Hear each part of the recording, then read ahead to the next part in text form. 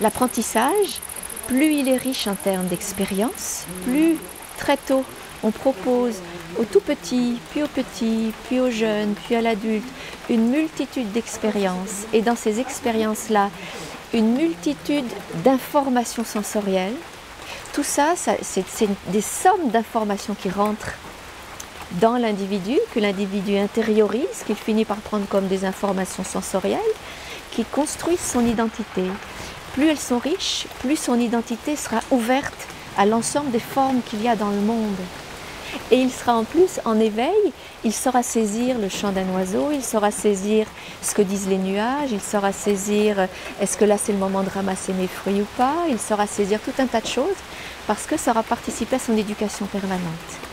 Et donc, plus on est dehors et plus c'est riche ces offres d'éducation. Maintenant c'est un truc pour nettoyer. Ah non, c'est la petite feuille qui fait qui relie alors.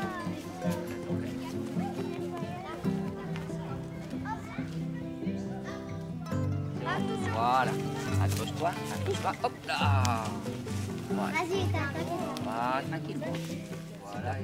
Je vois un bénéfice, un avantage, un intérêt pédagogique ou méthodologique complémentaire au monde scolaire. Donc ça donne du sens aux apprentissages et c'est aussi du réel.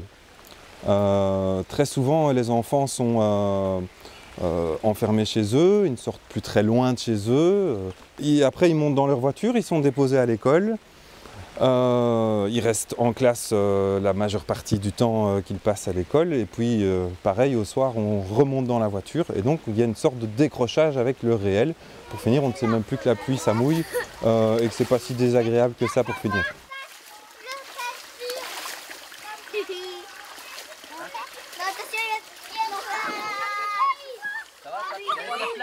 Alors les premiers intérêts pédagogiques, c'est par exemple dans les classes maternelles, tous les éléments dans la classe sont construits pour les enfants à leur taille et donc ils peuvent ainsi se mouvoir facilement au sein de la classe. À l'extérieur, au niveau de la motricité, les enfants sont obligés de s'adapter en fait au tronc d'arbre qui n'est pas à leur dimension.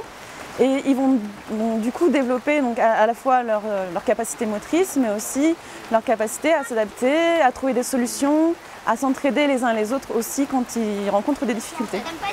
On va mettre, on va accrocher la branche genre de là à là. On va mettre en université ici. Moi j'aime bien aller dehors, le soleil, l'air de la nature, j'aime bien ça. La forêt aussi surtout. Je trouve que c'est beau, tu restes pas enfermé chez toi, c'est mieux. Voilà. Tu fais quelque chose de tes journées. Moi, c'est accroché. Oh, ma déco, je vais voir ma déco. Ah ouais, ta déco. Parce que ça ne sert pas à grand chose. Donc et ici, on a fait un lit tissé. Donc quand il y en a un qui est fatigué, enfin, on se met pas souvent dedans, mais quand il y en a un qui est fatigué, on se met dedans. On a mis la corde en fait pour faire un... On a mis la corde pour faire un coussin. Et en même temps, nos pulls. Ah oui, je sais qu'on a mis de la corde. et des pulls. C'est confortable. On venait souvent à 4 faire des cabanes et je me souviens très bien qui travaillait et qui travaillait pas. Enfin, il y en avait souvent qui quand on avait fait le lit tissé, avec le lit avec les cordes, il y en avait souvent qui restaient dedans et qui faisaient un peu rien. Ça, je me souviens très bien. Le plus amusant, moi je trouve, c'est pas de s'amuser dans la cabane, mais c'est de faire la cabane.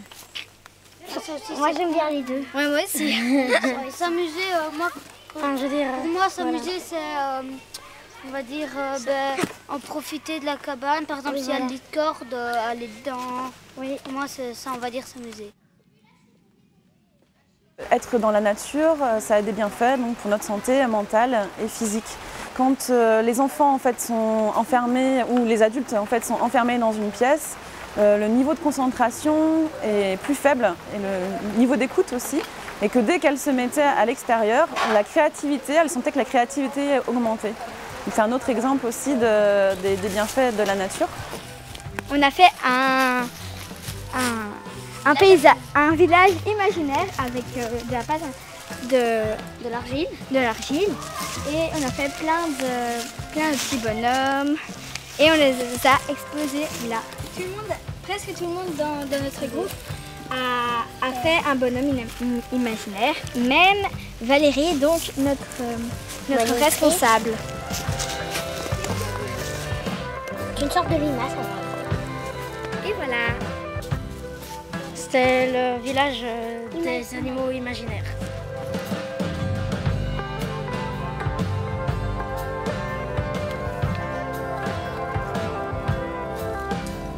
On s'en est détaché de la nature. Notre pensée moderne, là, a été une pensée de la séparation, où il fallait maîtriser la nature plutôt que de se rendre compte des besoins qu'on avait d'elle.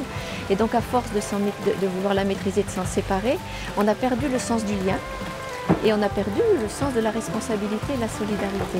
Et tous les éducateurs à l'environnement, là, ils ont dans un petit coin de leur tête les cabanes qu'ils ont fait dans les arbres, les jeux qu'ils ont eus sur la prairie, les barrages qu'ils ont fait dans les cours d'eau, et puis ça les a nourris, sauf que ça a fini par faire une conscience écologique chez eux et qu'ils se sont dit il faut que je fasse quelque chose.